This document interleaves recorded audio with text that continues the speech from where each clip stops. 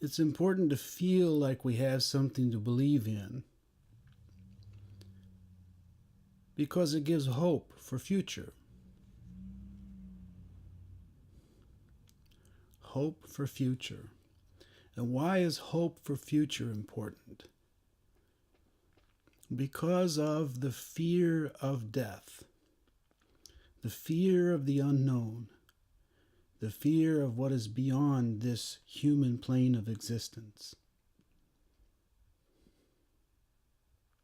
So having something to believe in is in a way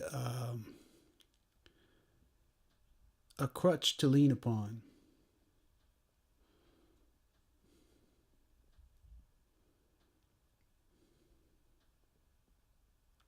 And that can be very helpful along the way.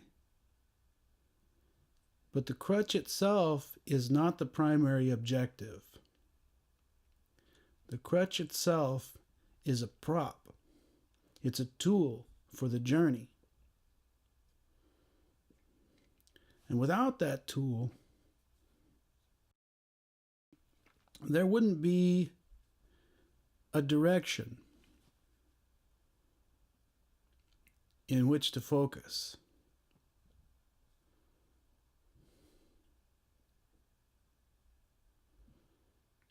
The focus is really important because the focus is what makes the faith into a lifestyle rather than a membership.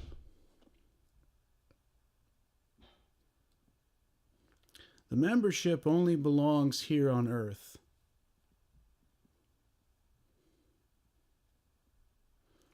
The lifestyle is the proof that the membership title isn't needed.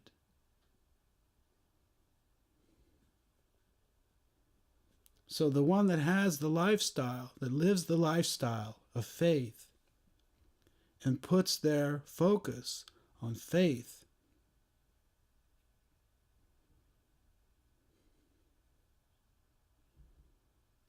is going to gain bits of wisdom related to that approach during this life.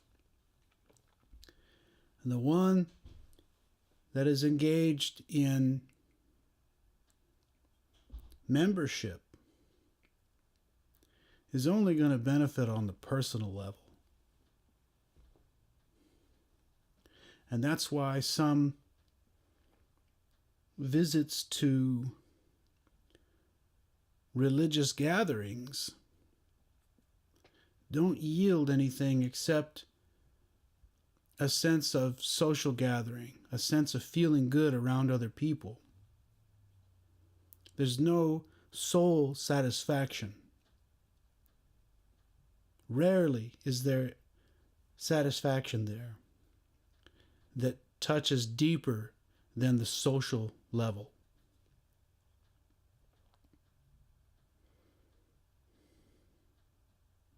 But that's not to say that it's a bad thing, because one has to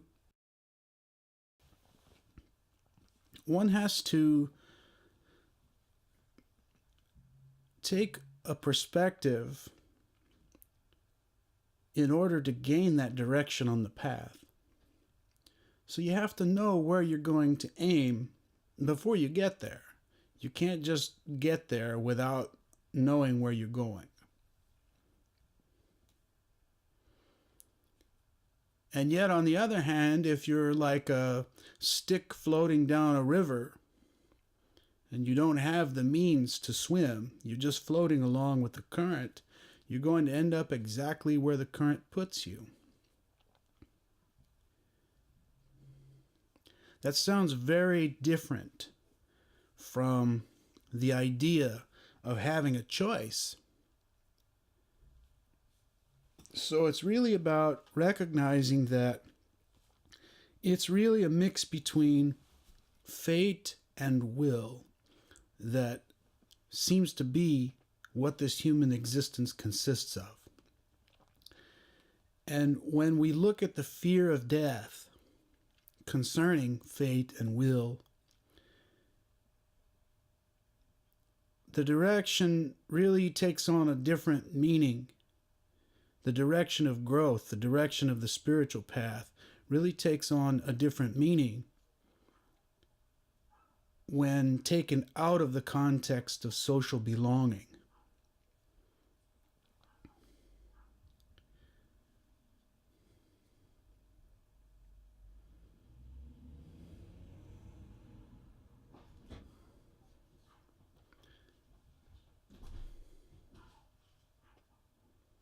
The path of doership belongs in the world. It's part of it. And the path that the soul develops on isn't really tied to doership from the sense of personhood.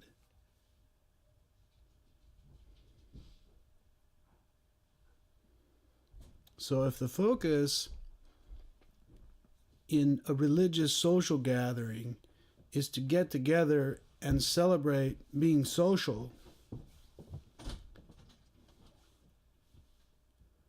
then it's not going to yield any kind of growth on the spiritual level.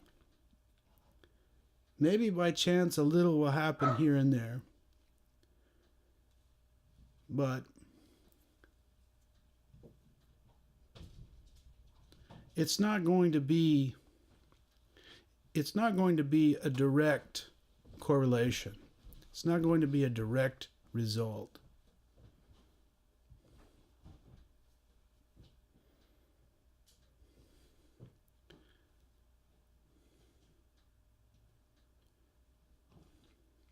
It's particularly important to understand this distinction when reading through the scriptures, because one set of ideals will make the scriptures appear one way, and another set of ideals will make the scriptures appear a different way.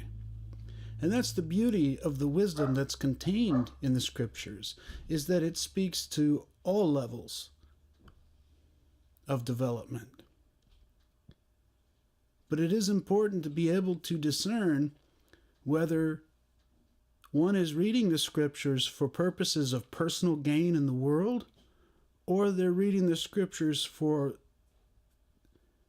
the purpose of gaining wisdom and understanding about what's beyond the world. It's that is the gem of wisdom on the spiritual path.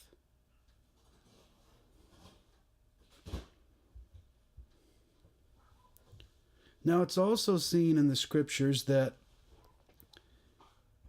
there are situations that are talked about, are covered, concerning social dynamics.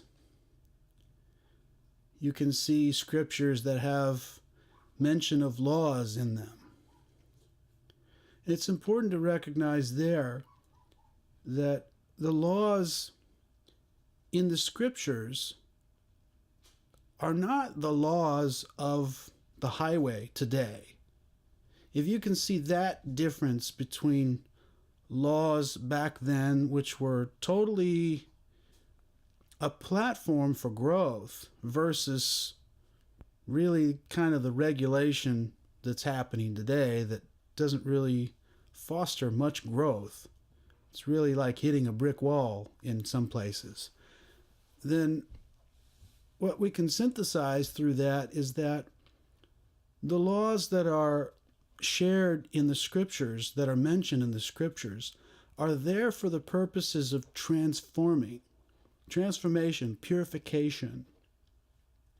They're there to help one along the way in spiritual growth. They are not there to simply be a presence of dominance. And you'll find in many religious establishments that mention of the law is really kind of being used in that direction. There's an authoritative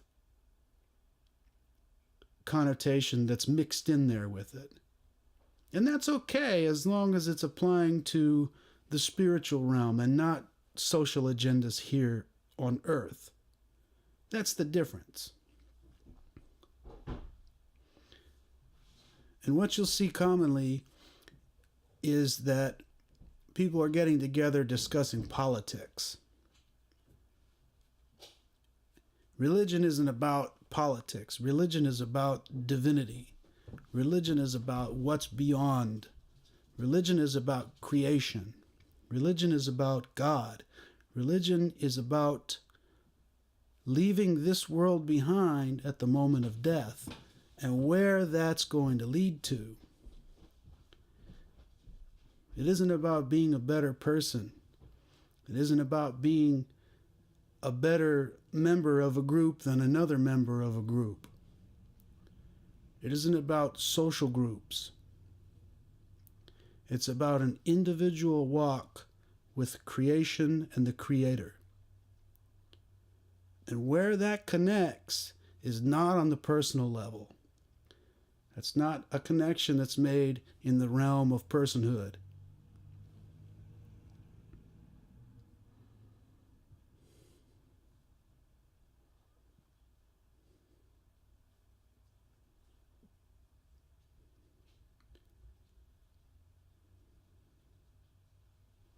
So the word Christian means follower of Christ, to be Christ-like.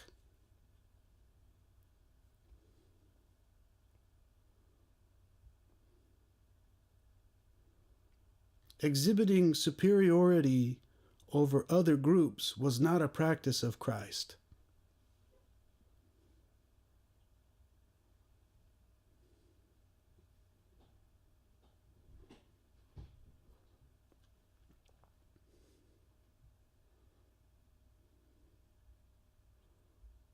So what does it mean to follow Christ? It means that to follow Christ, you have to do what Christ did. You walk in his footsteps, one step at a time.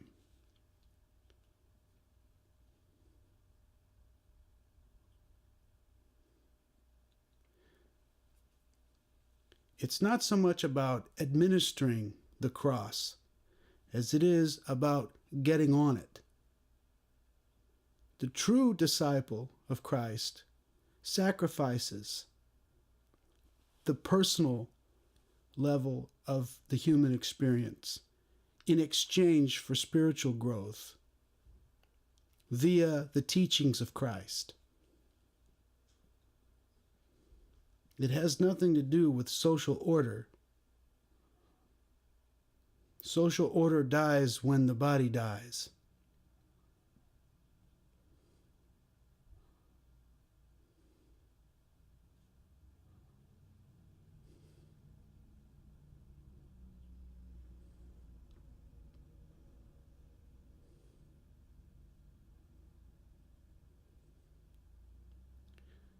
It takes passion to be dedicated.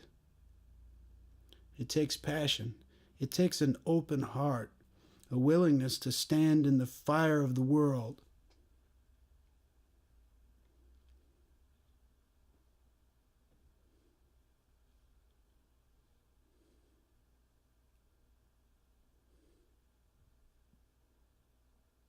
And have faith for what's beyond it during the event. Now, I'll mention faith briefly. Faith is not oriented about getting something in the future. That's, at best, what one could call desire. You desire something. So what? Faith goes much deeper. Faith is based on a deeper trust that the soul's growth is dependent upon the grace that's going to be provided when the soul is ready for that level of development. That's what faith is. It's faith that's beyond desire. It has nothing to do with personhood. Faith is what pulls you across the threshold of death. That's faith. And if you don't have something to hold on to, that's already across that threshold. That's where trouble comes. That's where fear comes. That's where looking away from that circumstance comes from. Avoidance. And that avoidance is what this whole topic is about.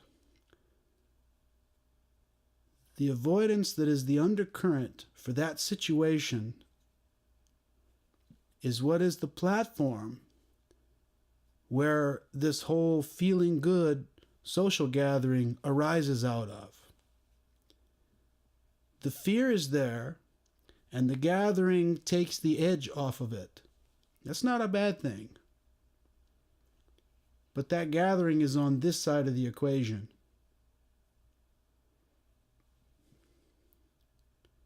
What's on the other side?